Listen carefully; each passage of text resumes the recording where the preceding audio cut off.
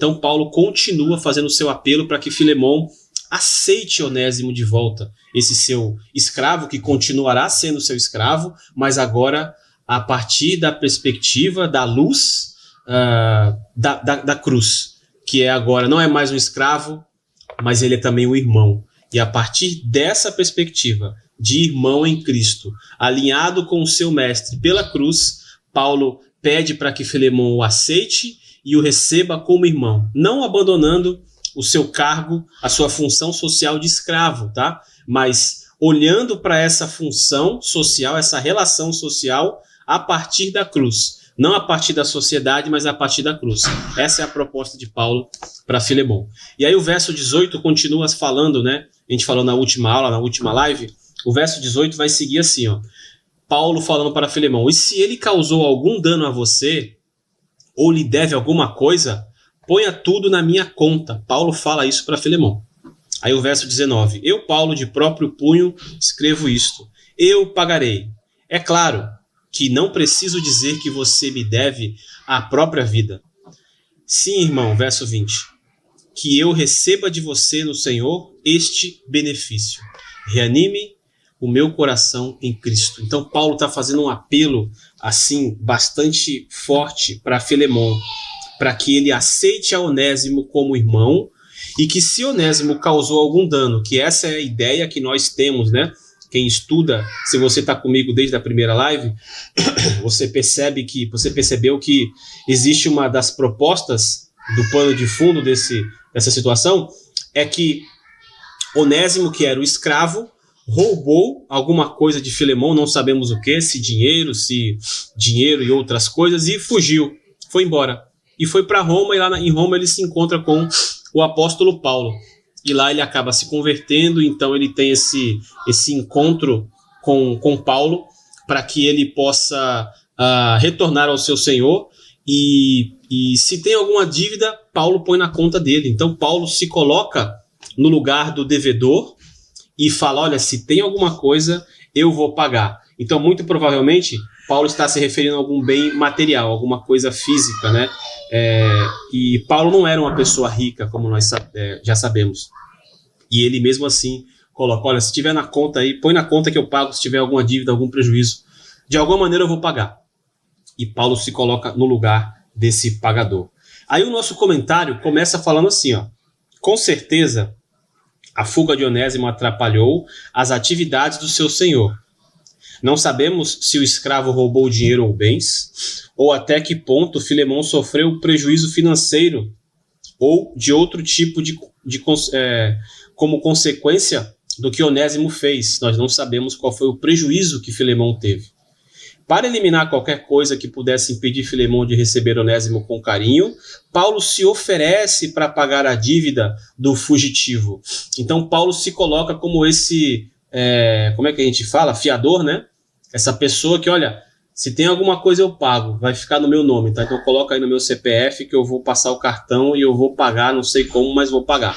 Então Paulo se coloca como esse pagador de dívida do seu recém-filho na fé.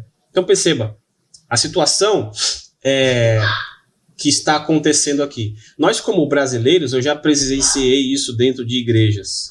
E não sei se ainda isso hoje é vigente, eu não duvido que não seja. Mas o que acontece? Dentro da igreja, as pessoas fazem negócios, ok? Negócios entre os irmãos. E por serem cristãos, alguns irmãos malandros pensam que podem não pagar aquilo que eles assumiram com o outro. Já vi isso acontecer várias vezes, pessoas bem próximas de mim, olha, coisas assim absurdas. E Paulo, perceba, Paulo ele nivela a situação desde o começo ali, ele fala para que Filemon deve aceitar Onésimo como irmão a partir da perspectiva da cruz, está tudo no mesmo nível, a partir disso vocês vão tratar os seus problemas sociais. Só que é o seguinte, Paulo não fala para que Filemon perdoe a dívida de Onésimo. Você percebeu isso? Não sei se você já leu essa carta.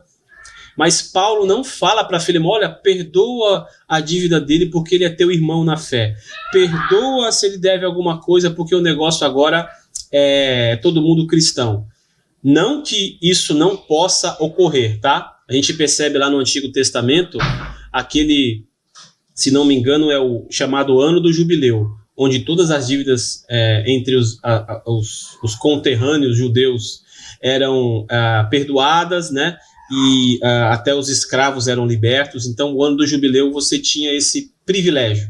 Não que isso não possa acontecer hoje, mas se existe um compromisso firmado entre duas pessoas, principalmente por serem cristãs, esse compromisso deve ser honrado.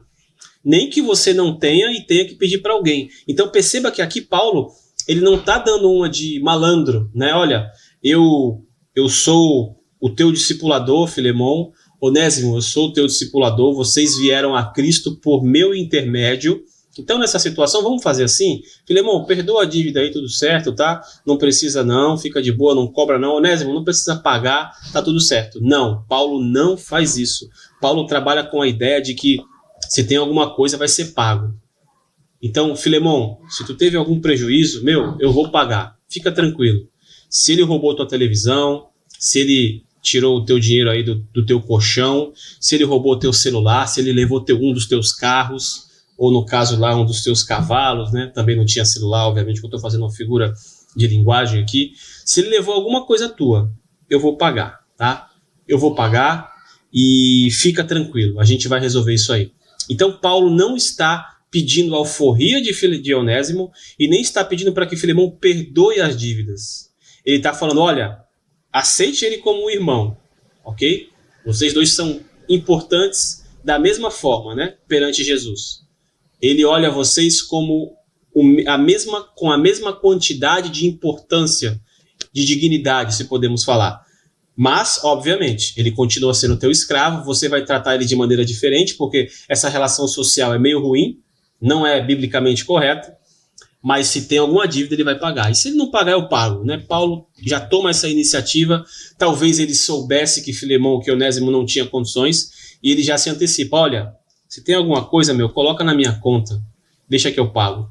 E aí, deixa que eu pago, inclusive é o nome da live de hoje, né? Eu coloquei no Instagram e também aqui no YouTube.